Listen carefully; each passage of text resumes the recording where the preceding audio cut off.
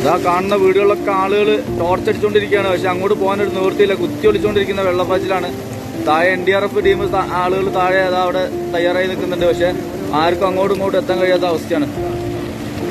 3 പ്രാവശ്യമാണ് ഇവിടെ ഉരുളോട്ടിയിട്ടുള്ളത്.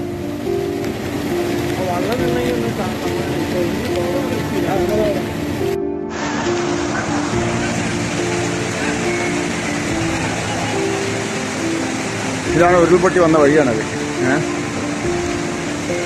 പുഴ ഇതിന്റെ ഈ വീടിന്റെ അങ്ങേ ഭാഗത്ത് കൂടെയാണ് പുഴ പോകുന്നത്. രക്ഷാപ്രവർത്തനമാണ് സജീവമായിട്ട് നടക്കുന്നത്. ആ വീടിന്റെ മുകളിൽ ആളുണ്ട്. അതാ ആ വീടിന്റെ മുകളിൽ ഉള്ള ആളുകളെ രക്ഷപ്പെടുത്താൻ വേണ്ടിയിട്ട് തെങ്ങ് വലിച്ച് പാലം പോലെ ഇട്ടിട്ട് ആളുകളെ രക്ഷപ്പെടുത്താനുള്ള ശ്രമം നടത്തും.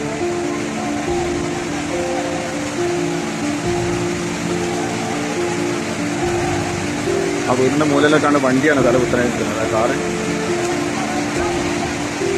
എന്നാലും വളരെ പ്രയാസപ്പെടുത്തുന്ന കാഴ്ചകളാണ്. ഒരുപാട് വീടുകൾ, എണ്ണി പറയാൻ പറ്റാത്ത അത്ര വീടുകൾ പോയിട്ടുണ്ട്.